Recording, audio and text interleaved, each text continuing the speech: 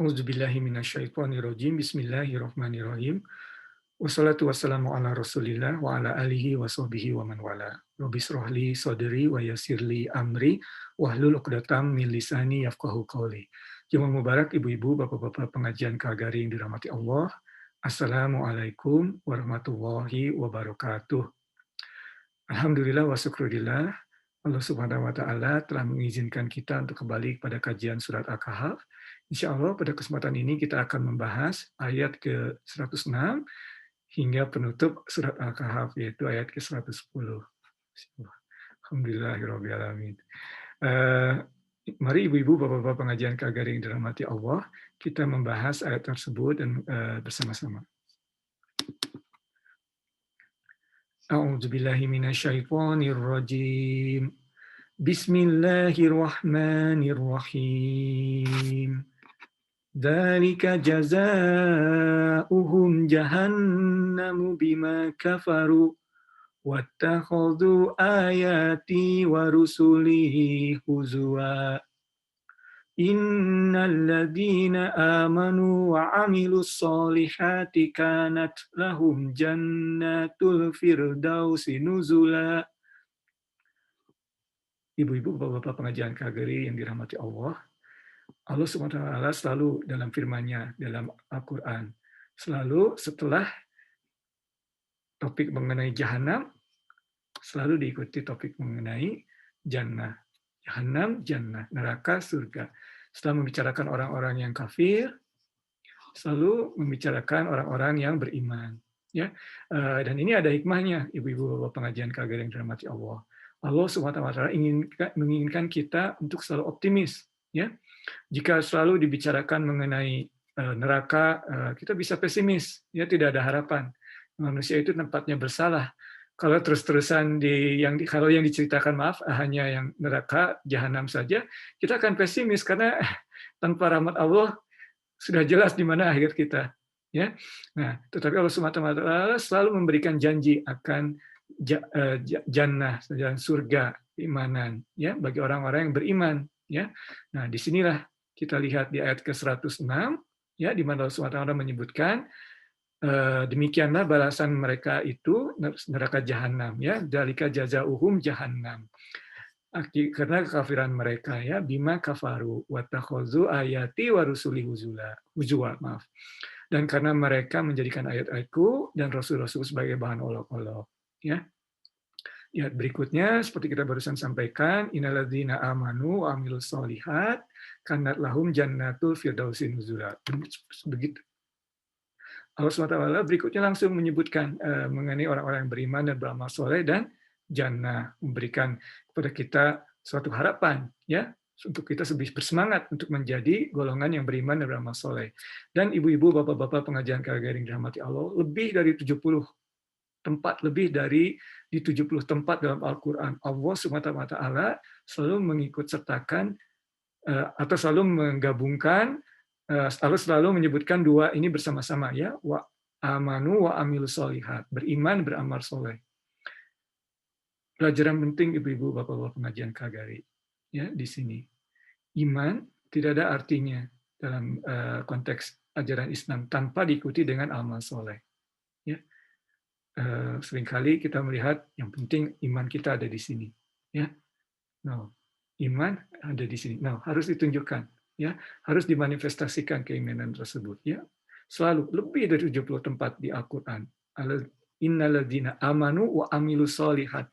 Ya, seandainya hanya iman yang penting, mungkin yang ibu-ibu bapak-bapak ingat adalah iblis. Ya, iblis. Apakah iblis beriman kepada Allah? Ya, ya, dalam Al-Quran iblis berbicara, ya, senantiasa iblis dahulunya sangat beribadah, ya, seperti malaikat, ya. Kemudian apakah iblis percayakan hari akhir? Iya, karena iblis dalam Al-Quran iblis meminta izin, meminta kepada Allah untuk ditangguhkan hukumannya hingga hari akhir. Dengan demikian iblis percaya bahwa hari akhir itu ada, ya. Nah, tetapi dia tidak menyertai dengan amal soleh, ya. Pada saat diminta oleh Allah untuk menunjukkan keimanannya dengan sujud terhadap Adam, dalam hal ini sujud untuk tasrif, untuk menghormati, bukan untuk beribadah, iblis menolak, ya. Astakbaru wa aba, ya, astakbaru wa aba, ia menolak, ya. Nah, dengan demikian ini pelajaran penting lebih dari 70 tempat di Al-Quran seperti disebutkan tadi. Innalladzina amanu amilus solihat. Keimanan kita harus dimanifestasikan dalam iman. Sebetulnya tidak dalam urusan agama saja, ya. Kita bisa melihatnya. Jika kita percaya terhadap sesuatu, ya, dan sangat penting hal itu untuk kita, ya. Dan kita melihat sesuatu itu katakanlah ada gangguan atau ada masalah apa, kita akan berusaha untuk menyelesaikannya, ya. Ya, kalau kita percayakan sesuatu, kita akan berusaha sebaik mungkin. Kalau kita menginginkan sesuatu, mencintai sesuatu, kita akan berusaha sebaik mungkin. Kita percaya akan kehidupan keluarga, masa depan keluarga kita, maka kita akan berusaha sebaik mungkin untuk kesejahteraan keluarga kita. Ya, itu adalah normal dari sifat manusia. Ya, alhamdulillah itu adalah dari takdir Allah dari manusia, ya, selalu berusaha. Nah, dan sekarang dalam konteks agama pun demikian, ya, tidak berbeda. Kalau kita percaya kepada Allah dan menganggap hari akhir itu juga penting, Yaumiddin, di mana kita akan memperoleh judgment, kita akan berusaha sebaik-baiknya. Kita akan memanifestasikan keimanan itu, ya. Jadi dengan demikian Allah Subhanahu wa taala selalu mengingatkan kepada kita, innalladzina amanu, siapa yang beriman, wa amilus sholihat, dan beramal soleh. Ya, tidak salah ayat ini atau tidak salah hadis yang menyebutkan 10 ayat terakhir surat Al-Kahf ini penting, ya. Karena berisi pesan-pesan penting. Kesimpulannya, ya, kanat lahum, bagi mereka, ya, yang beriman dan beramal soleh, kanat lahum, bagi mereka jannatul firdausi nuzula. Jannat Firdaus seperti kita ketahui adalah jannah yang paling tinggi derajatnya, paling tinggi tingkatannya. Ya, dalam hadisnya disebutkan bahwa Jannatul Firdaus itu ada di tengah-tengah, ada juga hadisnya bukan ada di atas.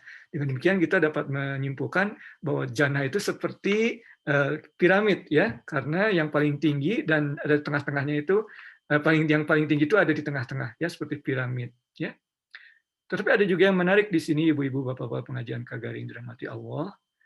Wa aman, maaf, alladzina amanu wa amilu sholihat, ya.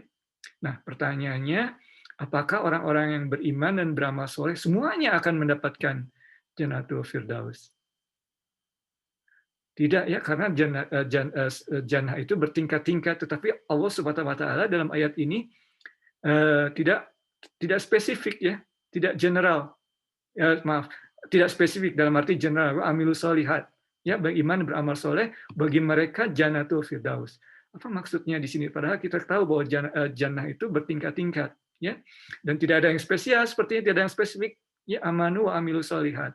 Nah, di sini para ulama menyebutkan bahwa quantity dan quality, ya. Jadi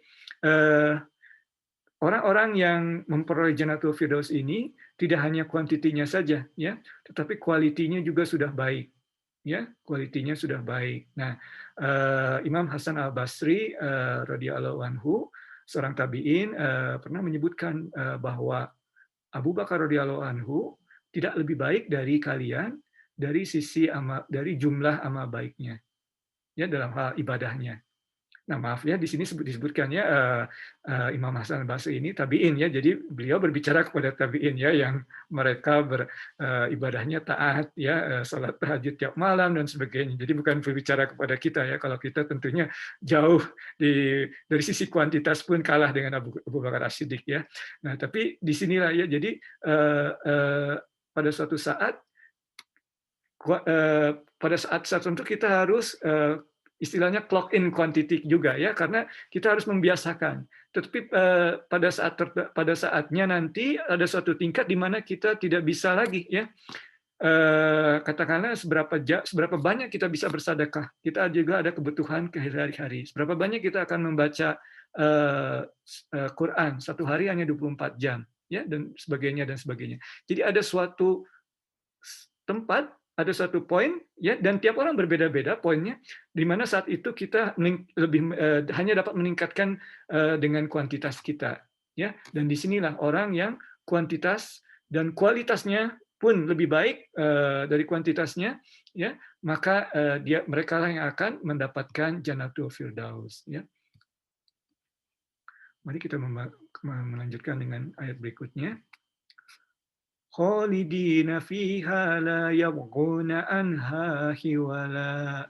Mereka kekal di dalamnya ya, khalidina fiha, mereka tidak ingin lagi pindah dari sana. Nah, inilah Jannatul Firdaus ya. Mungkin di Al-Qur'an ibu-ibu, bapak-bapak sering membaca kondisi di jannah yang lain ya, yang ada air mengalir, yang ada pohon kurma, ada hurun in, ratu-ratu yang cantik, permaisuri-permaisuri yang cantik, ya, dan sebagainya. Tapi untuk Firdaus tidak ada disebutkan di Quran.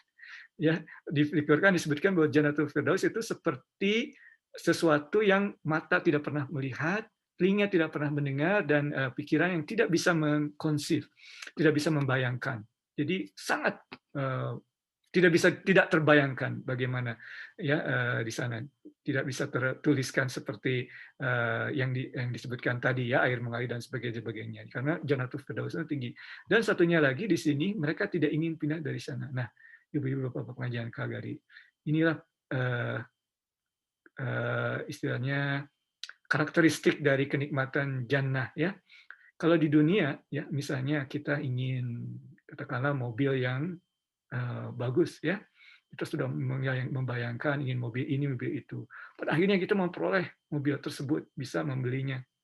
Tapi mungkin 1-2 minggu, oke, kita berada di istilahnya tingkat tinggi ya, betul-betul sayang pada mobil kita. Tetapi setelah lewat 2 minggu, kita melihat ada mobil lain yang kita ingin. Ya, kita jadi kenikmatannya berkurang karena kita jadi ingin mobil yang lain. Rumah juga demikian. Kita inginkan rumah yang seperti itu 1-2 tahun, tapi setelah itu kita inginkan rumah yang lebih baik lagi ya. Tetapi kalau jannah di sini tidak mau. Ya, itulah karakteristiknya. Berbeda dengan dunia, yang dunia itu selalu saja kita ingin yang lebih baik ya. Ingin telepon iPhone berapa? 12 sekarang. Baru 2 minggu melihat telepon baru, ingin yang lebih baru. Ya, tidak ada habisnya ya. Tapi jannah kekal ya. La yabghuna anha hiwala. Ya. Mereka tidak ingin pindah dari sana. Insya Allah ya. Semoga ibu-ibu bapak pengajian Kagari, kita semua diberikan jannah oleh Allah Subhanahu wa taala. Allahumma adkhilna jannah, Allahumma adkhilna jannah. Insya Allah. Amin ya rabbal alamin. Ayat berikutnya insya Allah. Qul law kana al-bahru midadan li kalimati rabbi lanafidal bahru qabla an tanfada kalimatu rabbi walau ji'na bimithlihi madada. Ayat ke-109, ibu-ibu bapak-bapak. Asbabun nuzul dari ayat ke-109 ini berasal dari umat Yahudi Banu Nadir sekitar Madinah ya. Mereka mengatakan terhadap Nabi Muhammad SAW ya, mengapa kita perlu mendapatkan atau belajar lagi atau mendengarkan risalahnya ya, risalah Nabi Allah SAW. Kita punya Taurat dan semuanya ada dalam Taurat ini ya. Nah, disinilah Allah Subhanahu wa taala menyebutkan kepada Nabi Muhammad SAW, katakanlah Muhammad, seandainya lautan menjadi tinta untuk menulis kalimat-kalimat Tuhanku, Allah Subhanahu wa taala, maka pasti habislah lautan itu sebelum selesai penulisan kalimat-kalimat Tuhanku. Meskipun kami datangkan tambahan sebanyak itu pula, maksudnya tambahkan lautan lagi ya. Jadi di sini Allah Subhanahu wa taala menyebutkan, membalas ya, merespon terhadap klaim kaum Yahudi Banu Nadir tersebut. Ya, ini dari sisi konteksnya, dari sisi asbabun nuzulnya. Ya. Tetapi para ulama juga melihatnya seperti ini ya, Al-Qur'an ini adalah kalamullah ya. Bagi umat Islam Sunni, kalam Asy'ari, kita percaya bahwa Al-Qur'an ini ghairu makhluk ya, bukan ciptaan. Jadi seperti Allah sendiri ya, jadi ada dalam Allah. Dengan demikian tidak diciptakan, selalu ada bersama Allah. Dan demikian kalimatullah ini atau kalamullah ini ya, senantiasa ada sebelumnya karena bersama Allah dan akan ada sampai hingga akhir selamanya, ya. Nah, itu dari sisi teologi, ya. Tetapi maknanya di sini adalah kita rasakan sendiri sebetulnya, ya. Mungkin agak sulit menangkapnya tadi, tapi sebetulnya kita mengerti, kita merasakannya sendiri. Berapa kali kita membaca Al-Quran, ayat yang sama, tapi yang kita dapat sesuatu yang baru lagi, baru lagi, baru lagi. Berapa kali kita mengalami hal tersebut. Itulah mukjizat Al-Quran. Al-Quran ini diturunkan ke sama dunia 1400 tahun lebih yang lalu, ya. Tentunya seperti kita bahas sebelumnya, Al-Quran sudah ada sebelumnya karena kalamullah, ya. Tetapi diturunkan ke dunia 1400 tahun yang lalu sampai sekarang selalu saja relevan bagi kita. Dan di masa yang akan datang akan selalu relevan bagi anak cucu kita juga dan sebagainya hingga akhir zaman. Karena itulah kalamullah, ya, ghairu makhluk. Sudah ada sebelumnya dan akan terus ada, ya, bersama Allah. Karena salah satu dari Allah sendiri, ya, kalamullah, ya, Allah speak, jadi bicara Allah, pembicaraan Allah, ya, seperti rahmat Allah, rahmah Allah, ya, kasih sayang Allah, cinta Allah, ya, sifat-sifat Allah kan, atau nama-nama Allah juga itu selalu ada bersama Allah. Al-Quran pun sedemikian, kalamullah, ya, jadi demikian, ya. Nah, jadi 2 poin tersebut dari ayat ke-109 ini. Ayat ke-110, ayat terakhir dari surat Al-Kahf, Qul innama ana basyarum mitslukum yuha ilayya annama ilahukum ilahu wahid. Faman kana yarju liqa'a rabbih falyamal amalan shalihan wala yusyrik bi'ibadati rabbih ahada. Shadaqallahul azim. Nah, di sini sebutkan Allah SWT berfirman dan meminta Nabi Muhammad untuk menyatakan sesungguhnya aku ini hanya seorang manusia seperti kamu. Jadi mengajarkan agar Nabi Muhammad menyampaikan pada umat umat manusia yang ada pada saat itu dan juga kita semua sekarang ini bahwa beliau adalah Rasulullah SAW hanya seorang manusia seperti kamu, ya. Yang perbedaannya apa? Beliau sallallahu alaihi wasallam menerima wahyu, ya. Yuha ilayya, mana ya? Ini, yuha ilayya. Beliau menerima wahyu sallallahu alaihi wasallam. Annama ilahukum ilahu wahid. Apa wahyunya? Bahwasannya Allah Tuhan yang Maha Esa, ya. Seperti kita pernah bahas sebelumnya, yang ekstrim dari Islam itu adalah tauhid. Ya, hanya satu yang ekstrim, tauhid, ya. Ilahukum ilahu wahid. Tuhanmu adalah Tuhan yang satu, ya. Kemudian barang siapa yang mengharap, ya, memang karena yarju liqa rabbih, ya, mengharap bertemu dengan Allah, ya. Dengan demikian beriman kepada hari akhir, ya. Fal ya'mal, ya, di sini amalan soliha, ya, dan kemudian kembali lagi beriman, ya. Kemudian fal ya'mal solihat, ya. Seperti kita bahas tadi, selalu dengan amal soleh, ya, yang mengharapkan Tuhannya, maka hendaklah dia mengerjakan kewajiban dan jangan dia yang kemudian berikutnya wala yusrik, ya, dan jangan memasukkan sesuatu dalam beribadah, wala yusrik bi ibadati rabbih ahada, ya, dan janganlah dia mempersekutukan sesuatu pun dalam beribadah kepada Allah. Kembali tidak salah, ya, atau kita sadari betapa pentingnya 10 ayat terakhir ini, ya. Ayat ke-110 dari surah Al-Kahf sangat menyimpulkan ajaran Islam, ya, di sini, ya. Jadi barang siapa mendengar pertemuan dengan Tuhannya, beriman, kemudian mengamalkan kerja amal baik dan jangan mempersekutukan. Dan ibu-ibu bapak-bapak pengajian Kagari, Nabi Muhammad SAW menggunakan ayat ini tidak untuk syirik besar. Ya, tentu syirik besar sudah jelas, ya. Tetapi beliau SAW tidak menggunakan ayat ini untuk syirik besar, tapi syirik kecil. Itu di mana kita menjalankan ibadah, tetapi kita ada riya dalam ibadah tersebut. Ya, niat kita sedikit mencong, ya, waja, seperti dalam ayat awal surat Al-Kahf ini. Ya, sangat sangat penting itu untuk diingat, ya, dari disampaikan, diriwayatkan bahwa Nabi Muhammad SAW menggunakan ini bukan untuk syirik besar, syirik yang kecil. Ya, Insya Allah ibu-ibu, bapak-bapak pengajian yang kagari yang dirahmati Allah, kita dapat menjalankan ibadah-ibadah kita yang dengan sebaik-baiknya, dan kita senantiasa terjaga. Kita mohon kepada Allah Subhanahu Wa Taala agar kita selalu terjaga dalam menjalankan ibadah dan juga niat kita, ya, dijauhkan dari ria, jauhkan dari ria. Insya Allah. Demikian ibu-ibu bapak pengajian Kagari. Insya Allah minggu depan kita akan sesi terakhir surat Al-Kahf ini. Kita akan membaca kesimpulannya. Untuk malam ini demikian kajian kita. Mohon maaf ibu-ibu bapak pengajian Kagari apabila ada kesalahan. Yang salah hanya dari Irfan, yang benar hanya dari Allah. Wabillahi taufik wa hidayah. Wassalamualaikum warahmatullahi wabarakatuh.